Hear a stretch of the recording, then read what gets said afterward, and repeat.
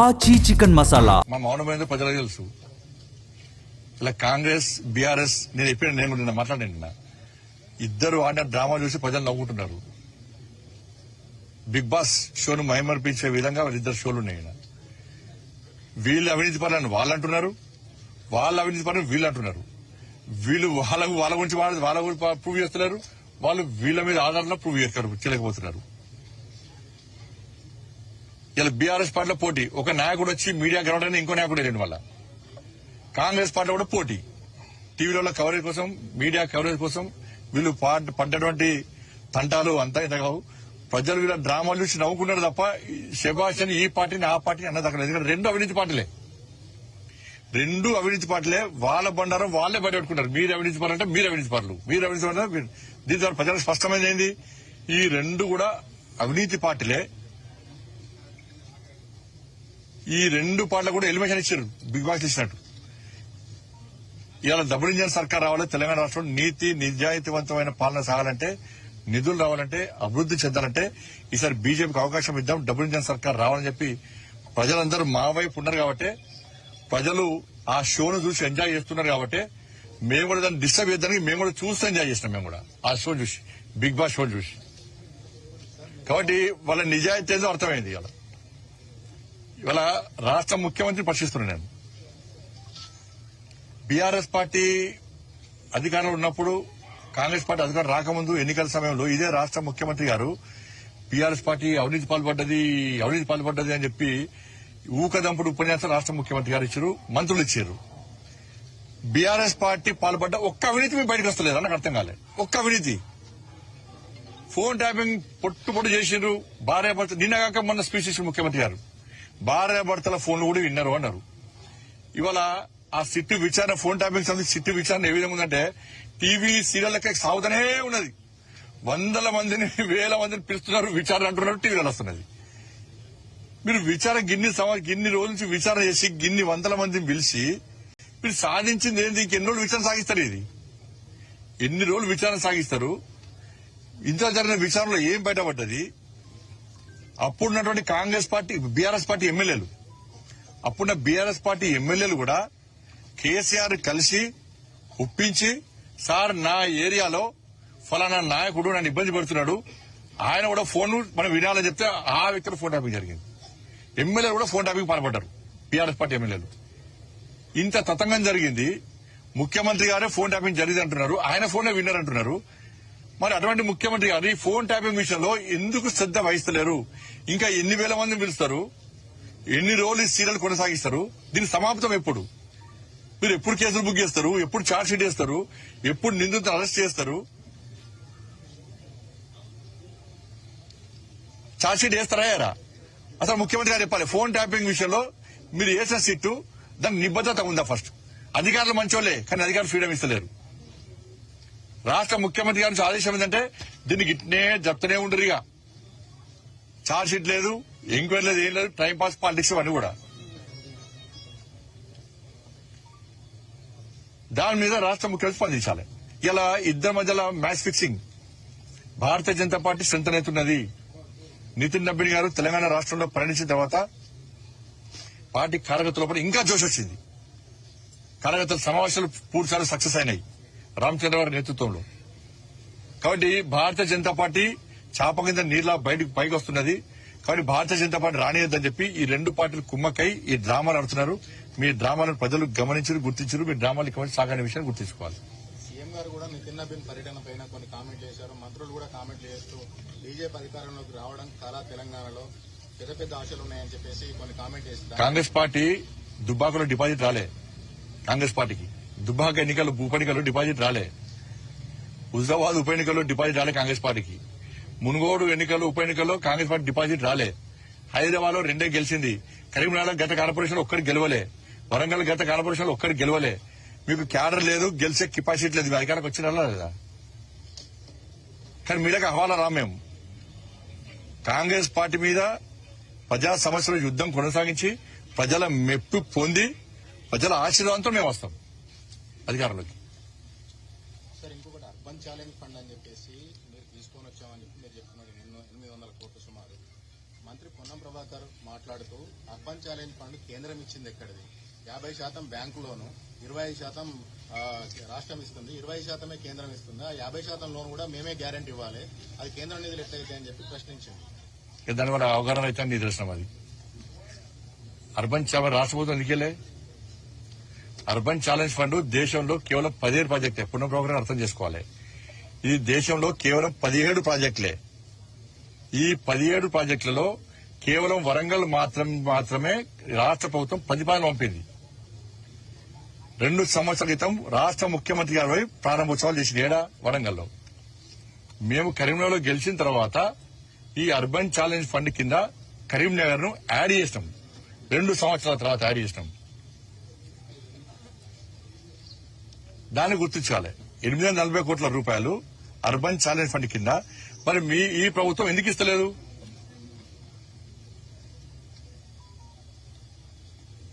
ఎవరు ఇళ్లలో ముద్దగొట్టి పైసలు లేరు. రాష్ట్ర ముఖ్యమంత్రి ఇళ్లలో ముద్దగొట్టి పైసలు కన్వీనర్ పంపలేడు. యూడిఎఫ్ కూడా లోనే, ఏదైనా లోనే.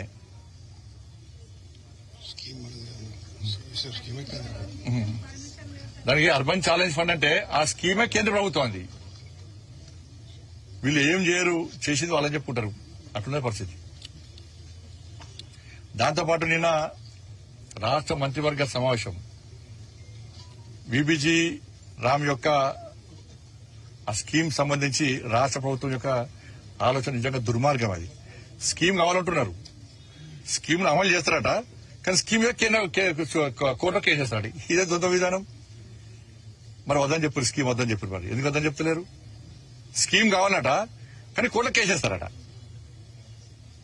అంటే ఈ స్కీమ్ ద్వారా తెలంగాణ రాష్ట్రంలో ఉపాధి దొరుకుతుంది పేద ప్రజలకు. దీని ద్వారా నరేంద్ర మోడీ ప్రభుత్వానికి పేరు వస్తుంది. కాబట్టి కేంద్ర ప్రభుత్వానికి పేరు రావద్దు అని చెప్పి మళ్ళొక రాయడానికి మేము కోర్టులో కేసేస్తామంటున్నారు. ఈ స్కీమ్ లో తప్పదమేంది? ఇది 2014 నుంచి స్టార్ట్ అయింది. ఇప్పటి వరకు 8 లక్షల కోట్ల రూపాయలు ఈ స్కీమ్ మీద ఖర్చు పెట్టాం. 8 లక్షల కోట్ల రూపాయలు. తెలంగాణ రాష్ట్రంలో 39,000 కోట్ల రూపాయలు తెలంగాణ రాష్ట్రంలో ఖర్చు పెట్టాం. ఈ జాతీయ ఉపాధి హామీ ఉన్నప్పుడు 100 రోజుల పని ఉండే, దాన్ని 120 రోజులు చేసినాం. దీనిలో ఏ పొరపాటున్నది? పనుల సృష్టి లేదు, సంపద సృష్టి లేదు, అలా ఓ ప్రణాళిక లేదు. గ్రామాలు అభివృద్ధి చెందాలి, ఇది గ్రామాలకు ఉపయోగపడాలని చెప్పి ఆలోచనతో దీన్ని తీసుకొస్తాం. తప్పేమన్నా దానిలో? ఒక వ్యక్తి పని కోసం దరఖాస్తు చేసుకుంటే 15 రోజుల పాట ఆయనకు పని కల్పించాలి, లేకుంటే జీతం ఇస్తాం. 15 రోజుల పాటు పని ఇస్తారా ఇయ్యరా ఆయనకు రిప్లై ఇవ్వకుంటే జీతం ఇస్తాం. దానికి దీని తప్పేమున్నది? గతంలో ఈ ఉపాధి పథకం ద్వారా రైతులు ఇబ్బంది పడేవారు. మా వ్యవసాయం పంటలు వేసుకునే టైంకు, కోతల టైం కానీ, పంటలు వేసుకునే టైం కానీ మాకు కూలీలు దొరుకుతుందని చెప్పి రైతులు ఇబ్బంది పడేవారు. ఈసారి ఏం చేస్తాం? 70 రోజుల పాటు ఇలా విరామం ఇచ్చినాం ఈ స్కీమ్ కు. ఎందుకంటే రైతులు పంట వేసుకునే సమయంలో కూడా కూలీలు దొరకాలని చెప్పి ఉద్దేశంతో మనం విరామం ఇచ్చాం. దీని తప్పేమన్నా జిల్లా?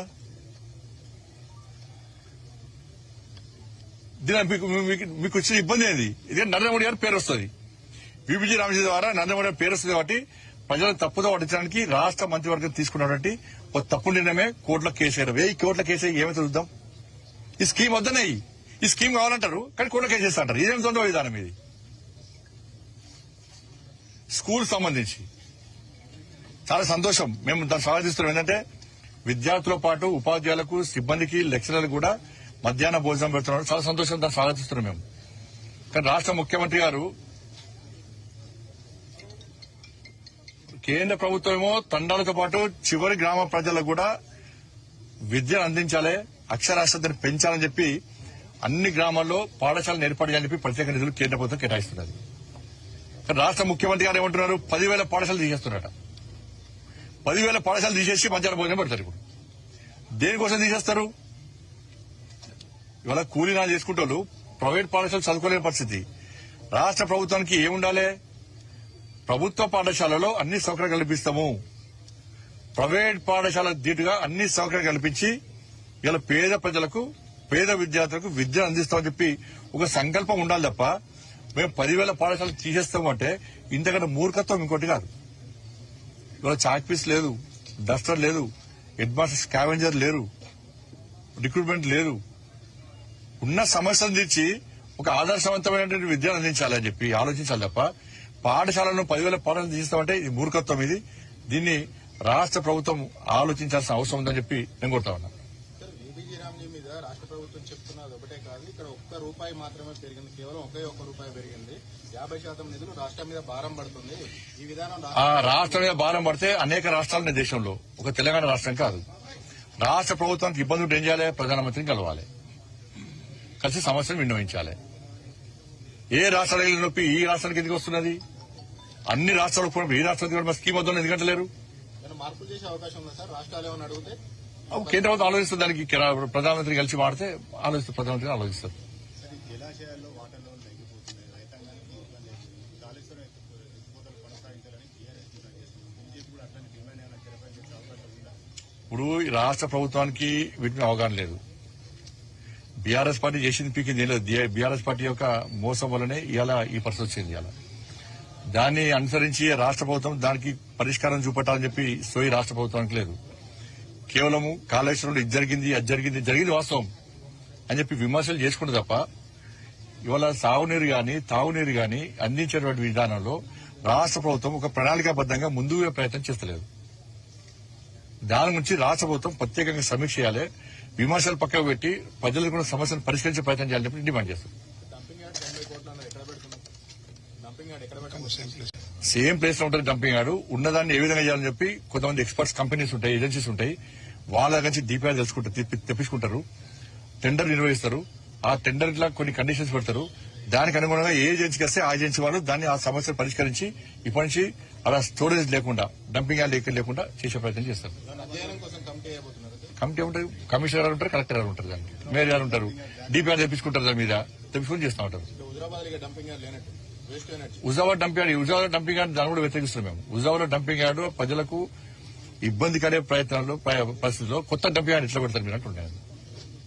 సింగరేణిలో అవినీతి అక్రమాలు ఎక్కువ ఉన్నాయి, నాణ్యమైన బొగ్గు లేదని చెప్పి పరస్పర ఆరోపణలు. కేంద్ర ప్రభుత్వం దీని మీద విచారణ ఆల్రెడీ మా కేంద్ర మంత్రి కిషన్ రెడ్డి గారు దాన్ని స్పందించారు. దానికి ఎమ్మెల్యే టీం కూడా పోయింది. దాని మీద రాష్ట్ర ప్రభుత్వం విచారణ జరపాలి. రాష్ట్ర